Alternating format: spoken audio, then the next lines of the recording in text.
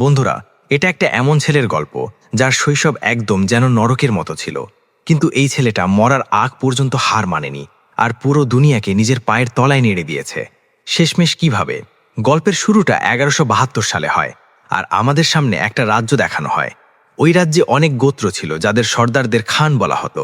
কিন্তু ওই সর্দারদের মধ্যে একেবারেই বোঝাপড়া হতো না, তাই প্রায়ই তাদের মধ্যে যুদ্ধে যুদ্ধে চলত। আমাদের সামনে একটা গোত্র আসে। ওই গোত্রের সর্দার তার ৯ বছরের ছেলের জন্য বউ খুঁজতে বেরোয়। তার ছেলের নাম ছিল তিমুজিন। সারাদিন যাত্রা করার পর তিমুজিনের বাবা তার বন্ধুর কাছে যান। সেখানে তিমুজিনের দেখা হয় এক ছোট মেয়ের সাথে, যার নাম ছিল বোতে। সে তিমুজিনকে জিজ্ঞেস করতে থাকে, তুমি এখানে কি করতে এসেছ? তিমুজিন বলে, আমি এখানে নিজের জন্য বউ খুঁজতে এসেছি। এটা শুনে বোতে বলে, আচ্ছা, তাহলে তোমার তো আমার সঙ্গেই বিয়ে করতে হবে, বলেই সে চলে যায়। রাতের বেলা তিমুজিনের বাবা তাকে বলেন, তোমার জন্য আমি এক মেয়ের খোঁজ করছি, যিনি বড় গোষ্ঠীর থেকে। তখন সে তার বাবাকে বলে, আমি নিজেই আমার জন্য একটা মেয়ে খুঁজে নেব। সকালে তার বাবা তার বন্ধুদের কাবিলার সব মেয়েদের তার সামনে দাঁড় করিয়ে দিল। সেই সব মেয়েদের মধ্যেই বর্তেও ছিল। সেই জন্য সে নিজের জন্য একজন বেছে নিল। তাদের দুজনের বিয়ে হয়ে গেল, কিন্তু তারা ৫ বছর পরেই একসাথে থাকতে পারবে, কারণ এটা তাদের কাবিলার একটা রীতি। এখান থেকে যাওয়ার সময় তিমুজ্জিন বর্তেকে একটা লকেট উপহার দিল আর বলল, আমি খুব শীঘ্রই তোমার কাছে ফিরে আসব, আমরা অবশ্যই আবার দেখা করব। এটা বলে সে তার বাবার সঙ্গে চলে গেল। যেতে থাকে। অনেক দূর আসার পর এক জায়গায় থামার সিদ্ধান্ত নেয় সবাই আরাম করার জন্য। তখনই তারা দেখে যে ওখানেই আরেকটা গোত্র থেমে আরাম করছে। তাদের সর্দার তিমুজ্জিনের বাবার কাছে দুধের পিয়ালা পাঠায়, যা একটা বার্তা ছিল যে সে তাদের সাথে বন্ধুত্ব করতে চাচ্ছে। সেই গোত্র তাদের দিকে বন্ধুত্বের হাত বাড়ায়। জবাবে তিমুজ্জিনের বাবা ওদের দুধের পিয়ালা পাঠান।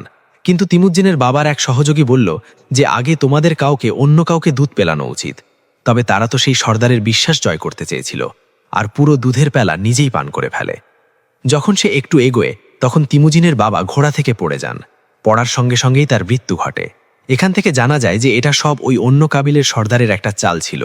সে দুধে বিষ মিশিয়ে পাঠিয়েছিল। তিমুজিনের বাবার মৃত্যুর পর তাদের কাবিলের সবাই তার লাশ ছেড়ে সেখান থেকে চলে যায়, কারণ তারা বিশ্বাস করত যে যদি তারা বাঁচতে চায় তাহলে তাদের অন্য কোনো শক্তিশালী কাবিলের অংশ হয়ে থাকতে হবে। তিমুজিনের বাবার মৃত্যুর পর তার বিশ্বস্ত লোক তার কাবিলের সব সে তার সাথে নিয়ে যায়। সঙ্গে সঙ্গে সব পশু পাখিকেও তার দখলে নেয়। সেই বিশেষ মানুষ চলে যাওয়ার সময় তিমুজ্জিন মাকে বলল, তুমি ঠিক করছো না, একদিন বড় হয়ে আমার ছেলে অবশ্যই তোমাকে মারবে, তোমার থেকে বদলা নেবে। সেই মানুষটা ভয় পেয়ে ভাবতে থাকে, হয়তো এই বাচ্চা বড় হয়ে আমাকে মারতেই পারে। তাই সে তিমুজ্জিনকে মারার সিদ্ধান্ত নেয়। কিন্তু তাদের গোত্রের মানুষদের মধ্যে এই রীতি শতাব্দীর পর শতাব্দী ধরে চলে আসছে যে তারা বাচ্চাদের এবং মহিলাদের মারে না। তাই সেই মানুষটা তিমুজিনের লম্বা মাপতে থাকে। সে একটা চাকা দিয়ে তার লম্বা মাপছিল, কিন্তু তিমুজিন ওর থেকে অনেক ছোট ছিল, তাই তাকে বাচ্চাভাবেই ছেড়ে দেওয়া হয়। ওই লোকটা এখান থেকে যাওয়ার সময় তিমুজিনের মাকে বলে, আমি আগামী বছর তাকে মারতে এখানে আবার আসব। এরপর একটু এগিয়ে শীতকাল দেখানো হয়। তিমুজিনের কাছে লুকানোর কোনো জায়গা ছিল না।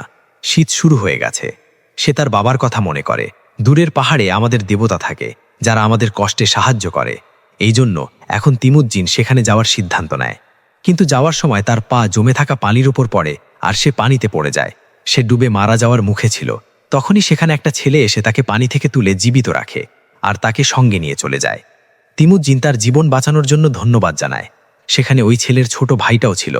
দুই ভাই মিলে তার দুধের পেয়ালে হাত কেটে রক্ত মিশিয়ে দেয়, বলে, এটা খেয়ে নাও, তারপর তুমি আমাদের ভাই হয়ে যাবে। তিমুজ্জিন সেই দুধ খেয়ে ফেলে।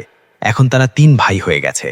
পরের সকালেই সেই লোকটিও এসে তাকে খুঁজে পায়, যিনি তার বাবার সঙ্গী ছিলেন। ও ছিল তাদের বিশেষ লোক। ওকে তিমুজ্জিন খুঁজে পায়। সে জোর করে ওকে সঙ্গে নিয়ে আসে আর ওর আবার উচ্চতা মাপতে শুরু করে। তখন দেখা যায় তিমুজিন এখনও ছোটই ছিল। ওই লোকটা ঠিক করে তিমুজিনকে বন্দি রাখবে যতক্ষণ না সে বড় হয়ে যায়। সে ওর গলায় কাঠের ফাঁদ গুজে দিয়ে ওকে নিজের বন্দি বানিয়ে নেয়। ওদের গোত্রের মাঝে এমন একজন লোকও ছিল যে প্রতিদিন তিমুজ্জিনকে খাবার দিত আর জখামে মরহমও লাগাত। এভাবেই সময় কাটতে থাকে। ওই লোকটা যে এই শিশুটাকে বন্দি করেছিল, সেই যখন এবার তার লম্বা মাপছিল, তখন তিমুজ্জিন এখনো ছোটই ছিল। একদিন খুব জোরে বৃষ্টি হচ্ছিল। সবাই নিজেদের তাঁবুতে চলে গেলে সেই লোকটা যে তার যত্ন নিত, সে এই সুযোগটা কাজে লাগিয়ে তিমুজ্জিনকে মুক্ত করে দেয়। বলল, এখান থেকে পালিয়ে যাও। সে গলায় ঝুলে থাকা ভারী ফাঁদ নিয়ে সেখান থেকে দৌড়ে পালিয়ে যায়। দৌড়াতে দৌড়াতে অনেক দূর চলে এসেছে। সে সেই পাহাড়ের দেবতার কাছে পৌঁছে যায়, যার কথা তার বাবাও বলেছিল।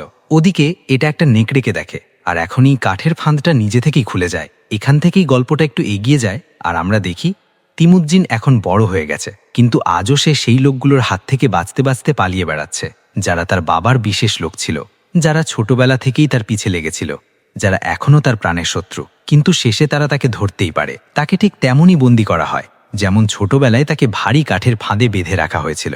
তিমুজ্জিনের বয়স আর উচ্চতা দুটোই বেড়ে গেছে। সে ধরা পড়েছিল, তাই তার মরার সম্ভাবনাও বেড়ে গিয়েছিল। কিন্তু সেই মানুষটা বলল, আমি এখনই তোমাকে মারব না, আমি চাই তুমি আমার সামনে নিজের প্রাণের জন্য ভিক্ষা করো। এর জবাবে সে বলল, আমি খুশি খুশি মরব, কিন্তু তোমার সামনে কখনো নিজের প্রাণের জন্য গিটগিট করব না। এটা শুনে লোকটা বলল, আচ্ছা, আমি তো তোমাকে শান্তিতে মারতে চেয়েছিলাম, কিন্তু এখন তোমাকে কষ্ট দিয়ে মেরে ফেলব। তারপর আবার তিমুদ্দিনকে বেঁধে ফেলা হলো। তার কাছে সেই মানুষটা এলো যে ছোটবেলায় তাকে খাওয়াতো, করত। সে এখনও বেঁচে ছিল। এক রাতে যখন ওই লোকটার সঙ্গীরা উৎসব করছে, যিনি তিমুজ্জিনকে ধরেছিল, সে রাতে মদ্যপাপ অবস্থায় ওই লোকটা তার কাছে আসে। আর এই সুযোগটা তিমুজ্জিন কাজে লাগানোর চিন্তা করে। সে লোকটাকে গলায় ফাঁস লাগিয়ে মার পড়ে তার জীবনের ইতি টানিয়ে দেয়। তিমুজ্জিন এখন মুক্ত ছিল। প্রথমে সে তার স্ত্রী বর্তের কাছে যায়, যার সঙ্গে তার শৈশবে বিয়ে হয়েছে। বর্তেও এখন বড় হয়ে গেছে এবং অনেক সুন্দর দেখাচ্ছিল। সে বর্তেকে নিয়ে তার মা আর বোনের কাছে চলে যেতে থাকে। তিমুজ্জিনের মা যখন দেখেন যে তার ছেলে বেঁচে আছে, তখন তিনি অনেক খুশি হন।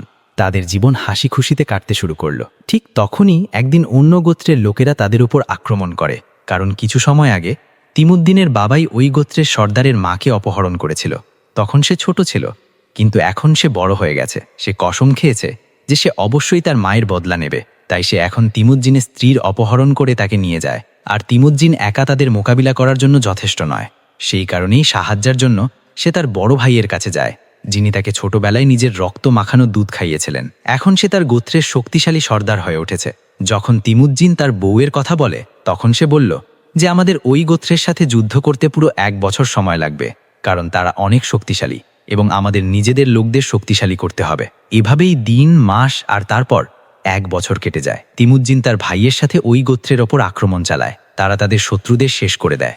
আক্রমণের সময় একটা তাঁবুতে তিমুজ্জিন তার স্ত্রী বর্তেকেও পেত, কিন্তু এখন সে এই কাবিলার সর্দারের সন্তানের মা হতে চলেছে। কিন্তু তবুও তিমুজ্জিন তাকে খুব ভালোবাসত, তাকে জড়িয়ে ধরত।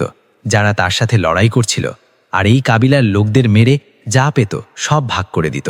এমনকি যারা তার সাথে লড়াই করে মারা গিয়েছিল, তাদের পরিবারের ক্ষেত্রেও অংশ দিয়ে দিত। তার করুণাময়তা দেখে তার ভাইয়ের কাবিলার লোকেরাও তার সাথে জোট বেঁধে যেত।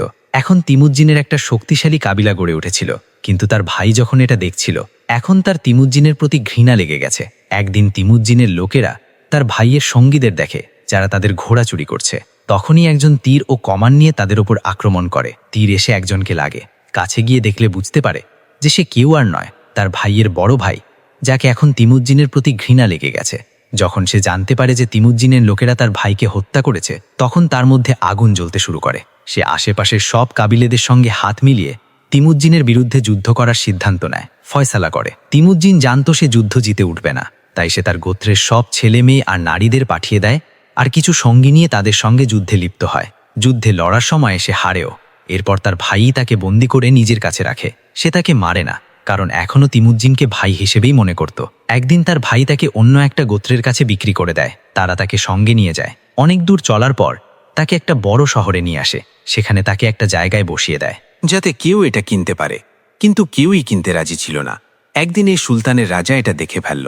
সে সঙ্গে সঙ্গে এটা কিনে নিল এবং শহরের মাঝখানে একটা খাঁচায় বন্দি করে দিল, যাতে সবাই এর উপহাস করতে পারে আর তাদের রাগ এখানে উগরে ফেলতে পারে।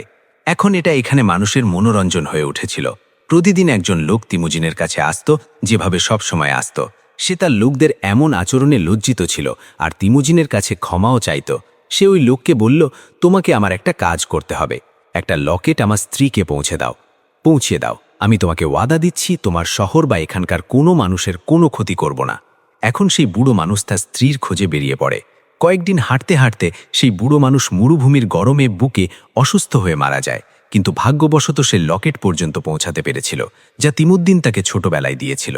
এবং এখন সে জানতে পারে যে তিমুদ্দিন আজও বেঁচে আছে। এটা জেনে সে তিমুদ্দিনকে খুঁজতে সেই শহরে চলে আসে এবং সেখানে এক সৈনিককে ঘুষ দিয়ে তিমুদ্দিনকে মুক্ত করিয়ে নেয়। সে দেখে তার একটি ছেলে ছিল, সঙ্গীত, আর একটি ছোট মেয়ে। তাদের পরিবার তখন পুরোপুরি সম্পন্ন হয়ে গিয়েছিল। সবাই বেশ সুখে থাকতে শুরু করেছিল। কিন্তু একদিন তিমুজ্জানের স্ত্রী বলে, সব সর্দারই এমনই হয়, তারা একে অপরকে মারামারি করে। এই কথাটাই তিমুজ্জানের খুব মনে পড়ে যায় আর সে তার পরিবার ছেড়ে চলে যায়। সে সিদ্ধান্ত নেয় যে সে সব কোটিকে একত্রিত করে একটা মঙ্গল রাজ্য করবে। সে ঠিক করে নেয় যে যে কোনোভাবেই হোক সব কোটিকে একত্রিত করতেই হবে। সে 3টি নিয়ম মাথায় রেখে কাজ শুরু করে। প্রথমত, নারীদের আর বাচ্চাদের মারবে না। দ্বিতীয়ত, শত্রুদের সঙ্গে মরার আগ পর্যন্ত লড়াই করব। আর শেষ কথা মানে তৃতীয়টা ছিল যে কেউ তার সর্দারকে কখনো ধোঁকা দেবে না। আমাদের দেখানো হয় যে তিমুজ্জিন যা ভেবেছিল সবটাই সে করেছে। সে একটা সেনাবাহিনী গড়ে তুলেছিল, আর রাজা হওয়ার পথে কেবল একটা বাধা ছিল, সেটা ছিল তার নিজের ভাই। তার ভাইয়েরও ছিল বিশাল একটা সেনাবাহিনী। দুজনেই তাদের সেনাবাহিনী নিয়ে লড়াই করতে চলে যায়। তিমুজ্জিন তার ভাইয়ের সঙ্গে লড়তে চানি, কিন্তু তার ভাই হঠাৎ করে আক্রমণ করে দেয়। ফলে এখন একটা বড় যুদ্ধ শুরু হয়ে গেল। কিন্তু তিমুজ্জিন ওই যুদ্ধটাই জিতেছিল। সে তার ভাইয়ের সব লোককে বন্দী করে ফেলেছিল। তারা মারত না, বরং তাদের নিজের আর্মিতে যোগ করত, যা এখন অনেক বড় একটা আর্মি হয়ে গিয়েছিল। তিমুজ্জিন তার ভাইয়ের কাছে গিয়ে বলল, আমাদের একে অপরের সঙ্গে লড়াই করে কিছুই লাভ হবে না। নিজের রাজ্য বড় করার চেষ্টা করতে করতে আমরা মরে যাব। তার ভাই বলল, যদি আমি তোমার জায়গায় থাকতাম, আমি বন্দী করা আর্মির সবাইকে সরাসরি মেরে ফেলতাম। তার আর তিমুজ্জিনের চিন্তা একদম আলাদা ছিল। কারণও ছিল ঠিক এই কারণেই সে তার এই চিন্তা ধরে রেখেছিল, যে কারণে সে সবকিছু হারিয়ে ফেলল। অথচ তিমুজ্জিন তার ভালো চিন্তার কারণে সবকিছু পেয়ে গেল। এরপর তিমুজ্জিন তার ভাইকে মাফ করে ছেড়ে দেয়। এখান থেকে আমাদের 1206 সালের দৃশ্য দেখানো হয়েছে। তিমুজ্জিন তার রাজ্য মঙ্গলের রাজা হয়ে গিয়েছিল। তাকে আজও জেঙ্গিস খান নামে চেনে। সে সব অত্যাচারী রাজ্যের বিরুদ্ধে রক্তক্ষয়ী যুদ্ধ লড়েছিল। তাকে শক্তিশালী ও সাহসী রাজা মনে করা হতো, এবং এভাবেই তিমুজ্জিনের সাহসিকতার গল্প এখানেই শেষ হয়। বন্ধুরা, যদি ভিডিওটা ভালো লেগে থাকে তাহলে নিচে কমেন্টে নেক্সট মুভি লিখে ভিডিওটা লাইক করুন।